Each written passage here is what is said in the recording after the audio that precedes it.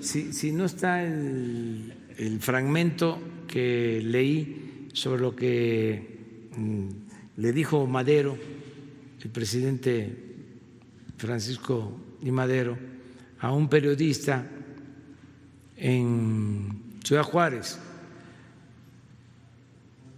Ustedes saben que el presidente Madero convoca a la revolución para el 20 de noviembre de 1910, incluso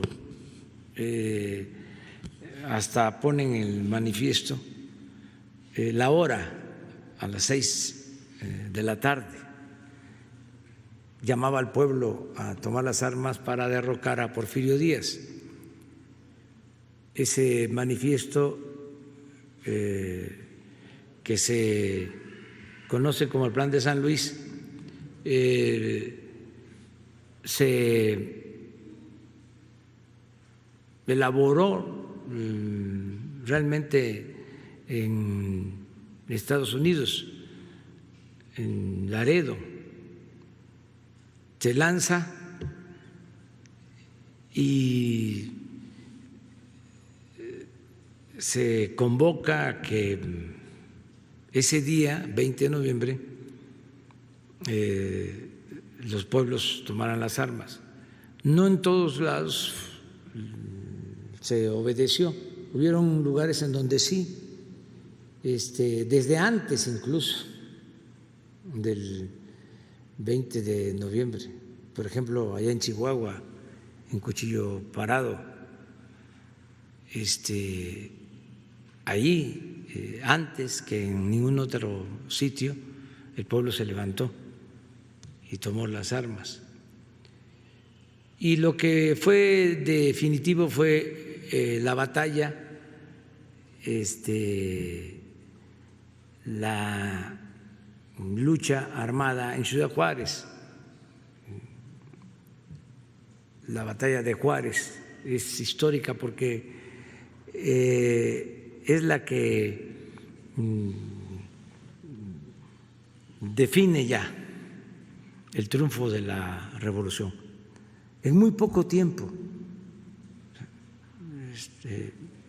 el 20 de noviembre se convoca la revolución y ya en junio Porfirio Díaz se va al exilio, 6 meses y solo una batalla importante, no hubo muchas pérdidas de vidas humanas y ya cuando se logra el plan de Ciudad Juárez,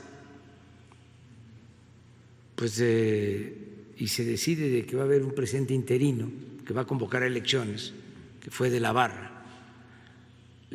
Le hacen una entrevista a Francisco I. Madero, el líder indiscutible del movimiento revolucionario. Y él dice en esa entrevista algo que es muy importante. Acuérdense que la lucha contra el régimen porfirista tiene 2 grandes demandas: la democracia y la justicia. La justicia porque había esclavitud, porque el pueblo estaba sometido. Los trabajadores no tenían prestaciones, eran salarios de hambre y además no se les permitía organizarse, se les reprimía, por eso las huelgas de Cananea, de Río Blanco. Entonces la revolución es promovida, auspiciada por la búsqueda de justicia, pero también de democracia, porque no había libertades. Porfirio Díaz llega a la presidencia en 1876 con la bandera de la no reelección y se queda hasta 1911, 34 años. Entonces, Francisco I. Madero, sin dejar de tomar en cuenta la importancia de la justicia, en el artículo 3 del Plan de San Luis habla de la entrega de la tierra a los campesinos, por ejemplo, y por eso luego se le reprocha de que no se había cumplido con ese compromiso. Pero independientemente de eso, de lo social, el énfasis mayor lo puso en las libertades, en garantizarle al pueblo las libertades y la democracia. Entonces, en esa entrevista, él habla de lo que haría al llegar a la presidencia. No sé si ya tienen el fragmento.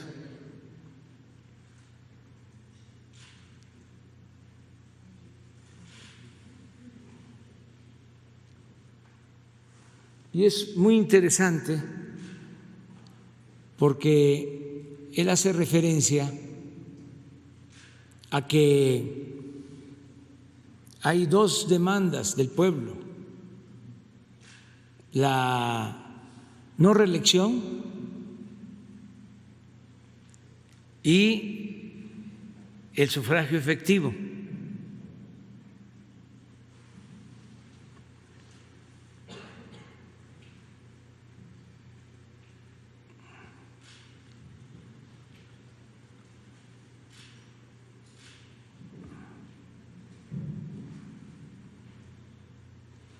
No está ahí el párrafo. A ver, atrás. ¿No tienen mi texto de mi informe? Ahí está.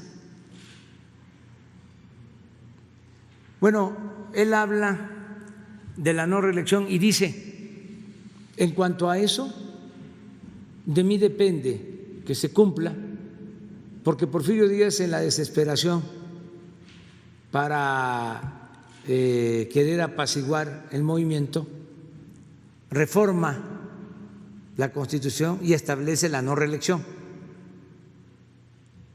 pensando que con eso se iba a apaciguar el movimiento revolucionario. Entonces, por eso dice: ya está en la Constitución y de mí depende que se cumpla. Si llego, yo no voy a reelegirme. Y habla de la democracia y dice: esto es lo que considero más importante y me voy a convertir en guardián de los derechos del pueblo para que las leyes se cumplan y sean la expresión genuina del sentimiento popular. Está diciendo: voy a procurar que haya democracia, y dice, ante la situación que hay en el país,